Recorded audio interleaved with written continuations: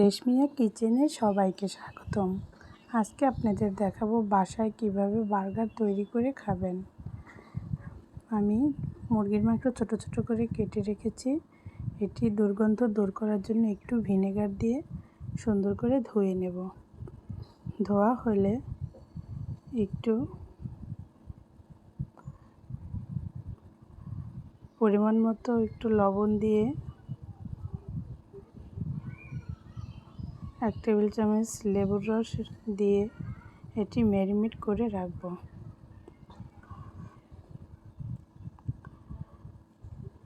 এরপর healthy food তৈরি করার জন্য এটাকে আমি একটু ঘি দিয়ে ভেজে নেব।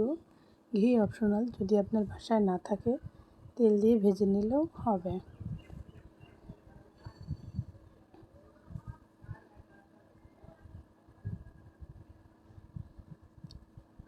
ম্যারিনেট করা মাংসটা আমি ভেজে নেব।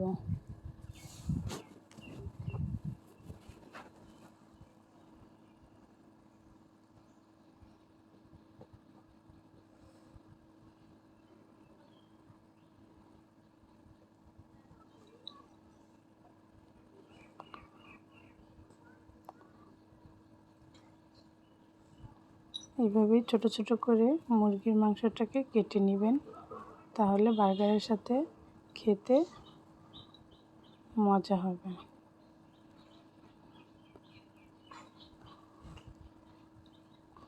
হয়ে গেছে ভাজা। এখন আমি সামান্য রসুন বাটা আদা বাটা দিয়ে কষিয়ে পানি দিয়ে সেদ্ধ করে নিব, যাতে মাংসটা পুরোপুরি সেদ্ধ হয়ে যায়, খেতে যাতে অসুবিধা না হয়। এখন আমি একটু সয়া সস দিয়ে নেড়েচেড়ে নামিয়ে নেব। এখন আমি আগেই মেয়োনিজ তৈরি করে রেখেছিলাম। যারা মেয়োনিজ তৈরি করতে না পারেন, আমার চ্যানেলে মেয়োনিজ তৈরির একটি ভিডিও আছে, সেটি দেখে নিতে পারেন। মেয়োনিজ দিয়ে রুটিটা আমি সুন্দর করে ম্যারিনেট করে নিব। দেখেন, এইভাবে করে নেবেন,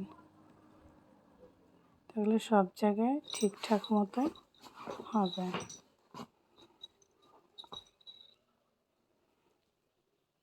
এখন আমি একটু সস দিয়ে, টমেটো সস উপর দিয়ে ম্যারিনেট করে দিলাম।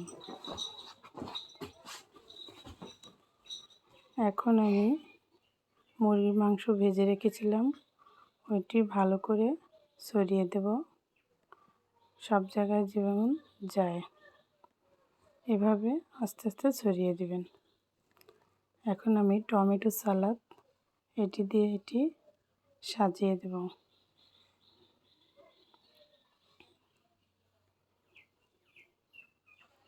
উপর দিয়ে আমি মেয়োনিজ ছড়িয়ে দিচ্ছি।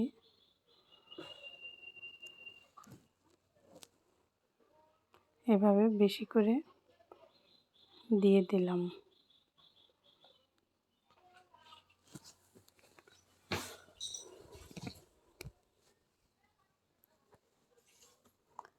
উপরে আমি একটি লেটুস পাতা দিয়ে দিলাম।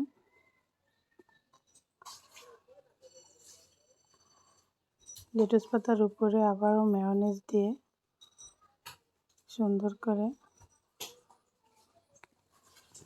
মাখিয়ে দিলাম। আমি টমেটো সস দিয়ে দিলাম উপরে।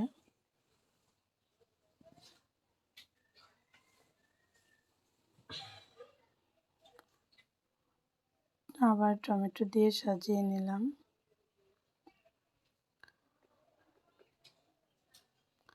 ব্যাস হয়ে যাচ্ছে রেস্টুরেন্ট স্টাইলের বার্গার। এভাবেই বার্গার তৈরি করে আমরা বাসায় খেতে পারি। উপরে আরেকটি লেটুস পাতা দিয়ে দিলাম। জাস্ট মজার জন্য আমি আবারও মেয়োনিজ উপর দিয়ে ছড়িয়ে দিচ্ছি।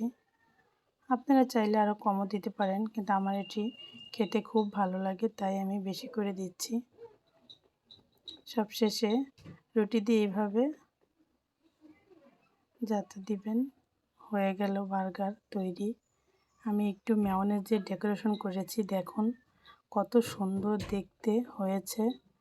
খেতে রুটি খুবই সুস্বাদু। চ্যানেলটি ভালো লাগলে সাবস্ক্রাইব